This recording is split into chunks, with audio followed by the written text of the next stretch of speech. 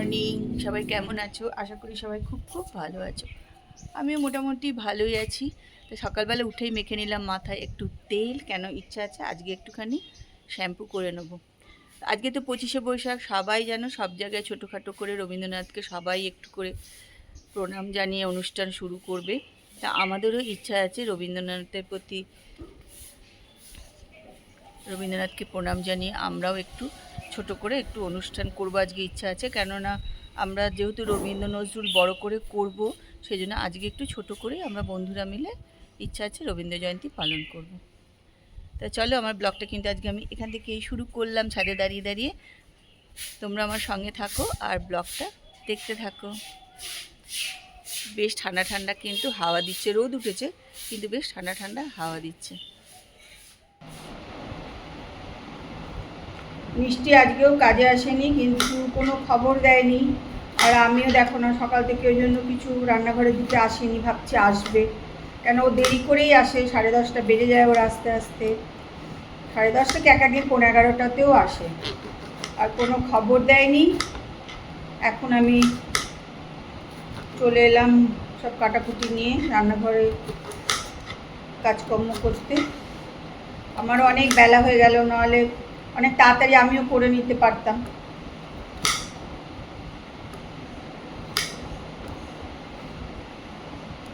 খবর না দিলে না খুব অসুবিধা হয়ে যায়।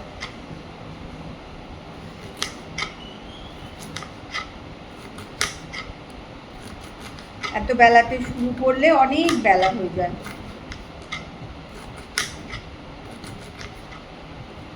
কিচ্ছু করার নেই, কি করব। উচ্ছেগুলো নিয়ে বসে পড়লাম কাটাকাটি করতে।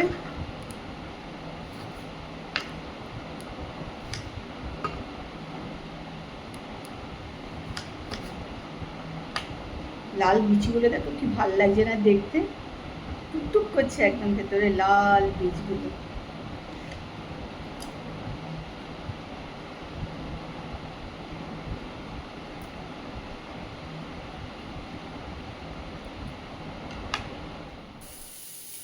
চলে এসেছি রান্নাঘরে, রান্নাবান্না সব নিয়ে শুরু করেও দিয়েছি রান্না। তাহলে তোমাদের দেখায় কি কি রান্না আপাতত শুরু করেছি। এখানে দেখো শুধু এমনি উচ্ছে গোল গোল করে ভেজে রেখেছি। এখানে একটু উচ্ছে পেঁয়াজ ভাজছি। মুসুর ডালটা সেদ্ধ করে নিলাম, এটাও করব। ওখানে রেখে দিয়েছি চিংড়ি মাছ, এটাও করব। করতে অনেক বেলা হয়ে গেল।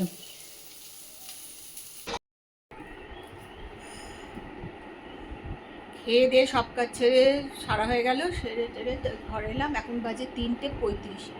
আমরা যে খেতে বসেছি ঠিক 3টে তখন বাজে। আজকে অনেক অনেক দেরি হয়ে গেছে। যাই হোক, দীপাতে এখনও কাজ করছে, ওর এখনো হয়নি। আমি এখন একটুখানি টিভিটা চালিয়ে বসলাম, একটুখানি টিভি দেখি। তারপরে পরে যাবো, একটু রেস্ট নিতে হবে, একটুখানি শুতে হবে আর কি। যাই হোক, অনেকক্ষণ বাজে তোমাদের সঙ্গে আবার এলাম কথা বলতে।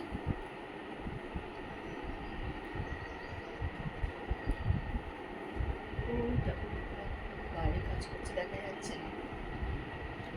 মিন্ত্রা থেকে এইমাত্র আমার ঘরে একটা পার্সেল এসছে।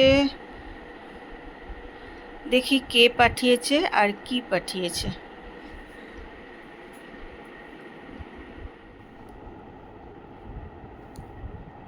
আচ্ছা, এটা পাঠিয়েছে ব্যাঙ্গালোর থেকে আমার বৌমা আর ছেলে। ওরা আমাদেরকে না বলেই এটা পাঠিয়েছে, যেহেতু আমাদের 12 তারিখে বিয়ের তারিখ, সেই জন্য ওরা পাঠিয়েছে। থ্যাংক ইউ, থ্যাংক ইউ টুট্টু আর ভুটাইকে। আরও ভেতরে খুলে দেখিনি, জানো তো কী আছে, যে সেইটা পরে তোমাদেরকেও বললাম। এবার ভেতরটা খুলে দেখবো কী আছে। তো ছবিটা দেখে আমার মনে খানিকটা বুঝতে পারছি, যাই খুলে দেখি কী আছে। এবার এটার জন্য কাঁচি লাগবে।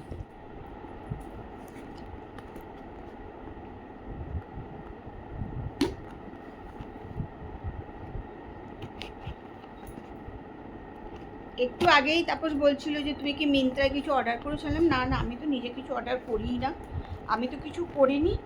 তা বলছে দেখছি একটা এরকম মিন্ত্রাতে অর্ডার হয়েছে।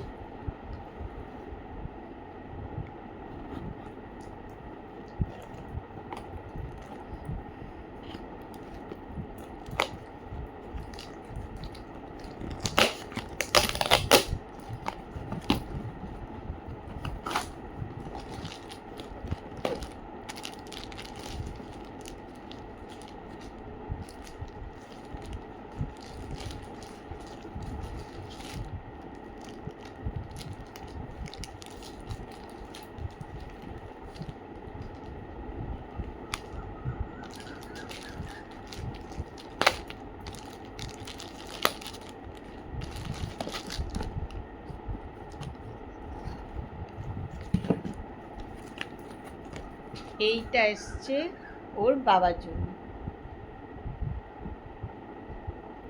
খুব সুন্দর হয়েছে, দারুণ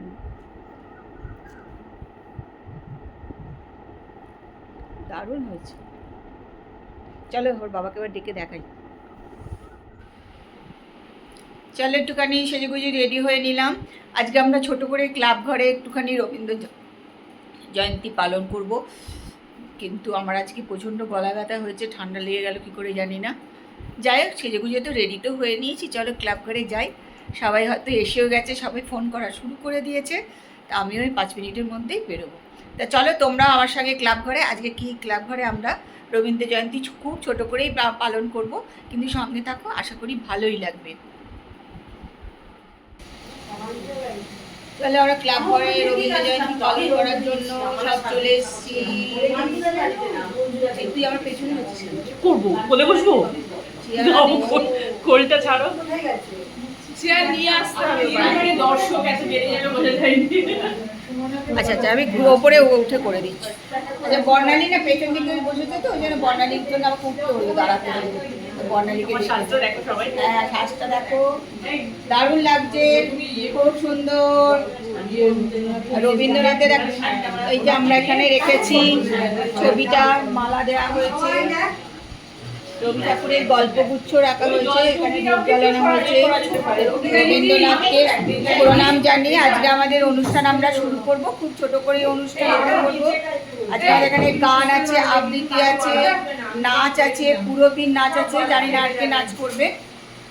যাই হোক, অনুষ্ঠানটা আমরা আস্তে আস্তে শুরু করি, তোমরা আমাদের সঙ্গে থাকো, অনুষ্ঠানটা দেখতে থাকো।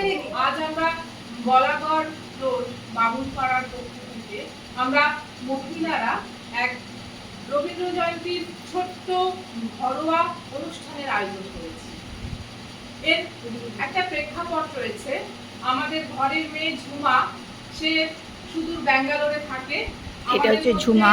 বিগত বছরগুলোতে ও থাকতে পেরেছিল ওর পুত্র সন্তানকে নিয়ে, কিন্তু এবছরে ও চলে যাবে। তাই আমাদের যে রবীন্দ্র নজরুল সন্ধ্যার আয়োজন করা হয়েছে, সেটা যেহেতু এই মাসের 25 তারিখে আমরা ধার্য করেছি, তাই ওদের জন্য, ওদের ভালোবাসার কথা ভেবে আমরা একটা ছোট্ট ঘরোয়া অনুষ্ঠান আজকে উদযাপন করতে পেরেছি। তাই আজ আমরা এই মুহূর্তে আমাদের পরবর্তী প্রজন্ম, আমাদের ঘরের মেয়ে, তাদের সন্তান, তার সন্তানকে দিয়ে আমরা আজকের অনুষ্ঠানের শুভ সূচনা করেছি। নমস্কার। মা গো, আমার ছুটি দিতে বল, সকাল থেকে পড়েছি ঝামেলা, এখন আমি তোমার ঘরে বসে করবো শুধু পড়া পড়া খেলা। তুমি বলছো দুপুরে খুব শোবে, না হয়ে জানো সত্যি হলো তাই। একদিনও কি দুপুর বেলা হলে বিকেল হলো মনে করতে নাই? আমি তো বেশ ভাবতে পারি মনে, সূর্য ডুবে গেছে মাঠের শেষে, বাকি বুড়ি চুক্তি ভরে নিয়ে শাক তুলছে পুকুর ধারে এসে। আদার হলো বাজার গাছের তলা, কালী উদ্ভ্রান্ত সেই আদিম যুগে স্রষ্টা যখন নিজের প্রতি অসন্তোষে নতুন সৃষ্টিকে বারবার করছিলেন বিধ্বস্ত, তার সেই অধৈর্যে ঘন ঘন মাথা নাড়ার দিনে রুদ্র সমুদ্রের বাহু প্রাচী ধরিত্রীর বুকের থেকে ছিনিয়ে নিয়ে গেল তোমাকে আফ্রিকায়।